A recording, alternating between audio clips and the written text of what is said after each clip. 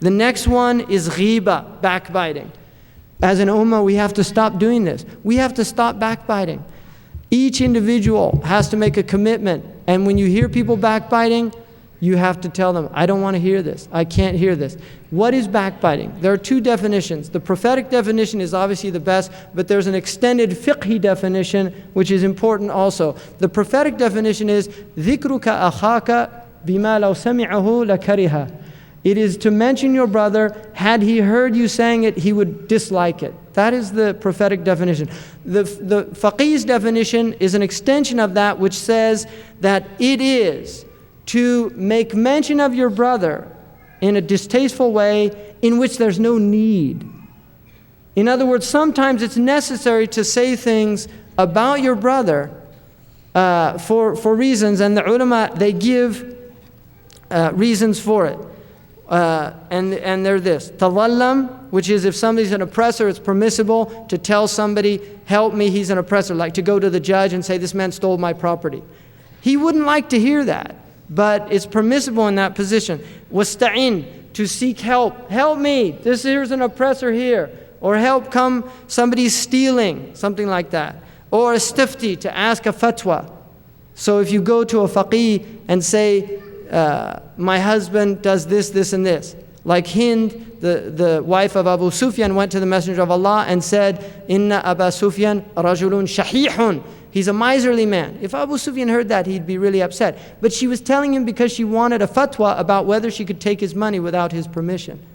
So it's permissible in that case. Hadir, to warn people about somebody. Like if you've had a transaction with somebody and he's done wrong things, and somebody comes to you and says, Ya akhi, you used to be in business with that person. I was thinking about going in business. What do you say? And you say, don't go in business with him. I had a bad experience. That is not ghiba, that's nasiha. The ulama make a condition, and that is that you don't add anything onto it that's not necessary. So you don't say, and by the way, he beats his wife, and by the way, he drinks, and by the way, right? You just leave it to what he needs to know about it, right? Seriously, and it's a temptation. Because if somebody did something wrong to you, and this is a proof of what Sidi Muhammad Sharif was saying in his talk, it's a proof of that you only tell people what they need to know. Look at Ibn Umar radiallahu anhu. When he divorced his wife, one man came to him and said, why did you divorce your wife? And he said, I don't want to make ghiba.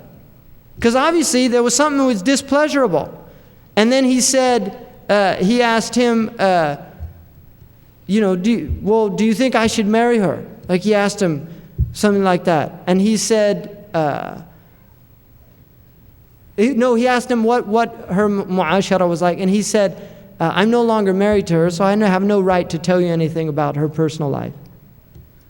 And that's taqwa. That is simple as that. How many people now will spend the rest of their lives complaining about their divorced wife or husband? To everybody that'll give them an ear. 20 years I put up with that man. I used to bring him tea, and he'd say, it's not hot enough.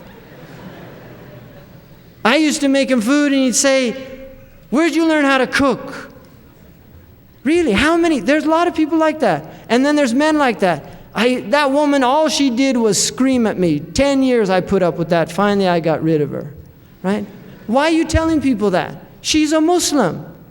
Really, we have to shut up. This is taqwa, this is it. This is what this deen's about. It's not a game. Because Yawm al-Qiyamah, suddenly we're all going to say, Ya waylana, Ya hasrata. Well, that's what people are going to say. Ma farrattu fi jambillah. Oh, I didn't do the rights of Allah. Why didn't I do it? Ya laytani lam attakhidh fulana khalila. Oh, I wish I didn't spend time with this shaitan. That's what people are going to say. These are real expressions in the Quran that people will say. Irji'ni a'mal salihan, let me go back, I'll do good. We don't want to be those people. We want to be people, man ahabba liqa Allah, ahabba Allahu liqa'ahu. And the one who loves to meet Allah is working for that day. That's the proof. It's not, oh yes, I want to die and meet Allah, I can't wait. Many of the Sahaba were afraid because they didn't feel prepared yet. And that's why the Messenger of Allah said, don't desire death. Because either you're a bad person and you still have time to make tawbah and do some good things before you die, or you're a good person and you want to increase in your goodness.